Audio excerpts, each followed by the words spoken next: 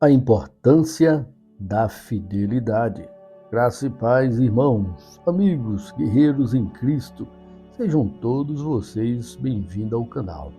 Vamos dar continuidade ao nosso estudo do livro de Romanos, agora no capítulo 3, o estudo dos versículos 1 ao 8. Eu lerei apenas alguns, mas vocês leiam todo ele para entender o nosso contexto. Vamos ler a palavra de Deus, na qual diz: que vantagem há então em ser judeu? Ou que utilidade há na circuncisão? Muita, em todos os sentidos, principalmente porque os judeus foram confiadas as palavras de Deus. Que importa se alguns deles forem fiéis?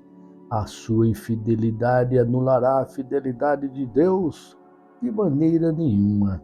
Seja Deus verdadeiro e todo homem mentiroso, como está escrito, para que sejas justificado nas tuas palavras e prevaleças quando fores julgado.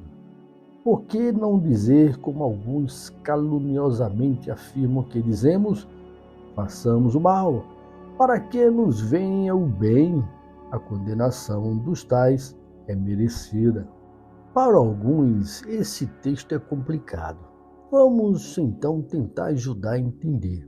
Primeiro, os judeus sabemos que a palavra do Senhor foi dada e confiada a eles, que guardaram até hoje o Antigo Testamento.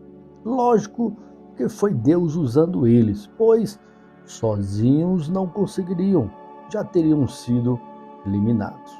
Segundo, que a palavra de Deus permanece fiel mesmo se há infiéis judeus.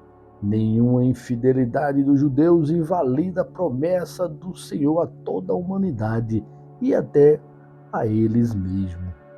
O antinomismo é a ideia de que a lei moral não se aplica aos cristãos sob a graça, visto que a salvação não vem por meio das obras, mas pela graça.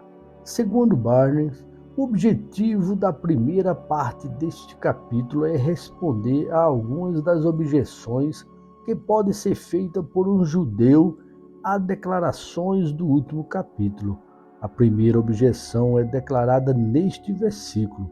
Um judeu naturalmente perguntaria: se a visão que o apóstolo deu fosse correta, que benefício especial os judeus poderia derivar de sua religião? Vejam, irmãos, que até hoje os judeus são contra o cristianismo. Não foi só na época de Paulo. Eles odeiam cristãos e inventam tudo para não aceitar o Messias, ou, como ele diz, a religião.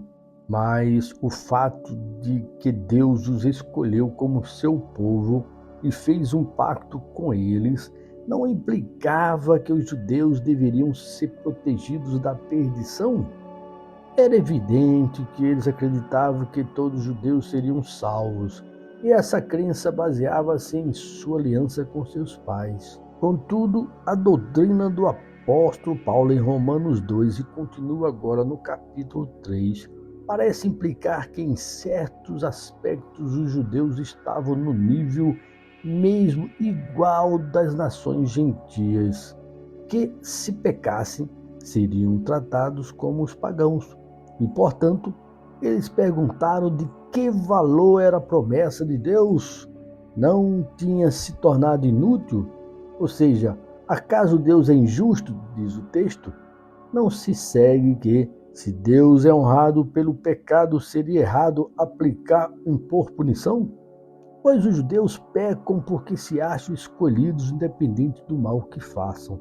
A visão dos judeus é: se pela infidelidade do povo judeu ao pacto fosse dada a oportunidade a Deus para glorificar a si mesmo, como eles poderiam ser condenados por isso? A resposta do apóstolo à objeção é: se a glória de Deus deve ser promovida pelo pecado, e se um homem não deve, portanto, ser condenado ou considerado culpado por isso, se este fato absolve o homem do crime, por que não levar a cabo a doutrina e torná-lo um princípio de conduta e fazer todo o mal que pudermos a fim de promover sua glória. Esta foi a justa consequência da objeção. Eles ficaram chocados e viram a consequência dos atos deles mesmos em fazer o mal. Se achavam intocáveis e todos ali puderam ver que a objeção dos judeus contra Paulo não era válida. Enfim, Deus corrige sim, irmãos, a cada erro nosso, como diz Hebreus 12. Ninguém é intocável. Deus não se agrada com o mal. Nunca se ache intocáveis e continuar a fazer o mal. Todo esse mal virá à sua consequência. Todo que pecar e ser infiel, seja judeus, gregos ou romanos da época, e agora cada um de nós, vamos nos manter, irmãos, corretos, justos, temente a Deus.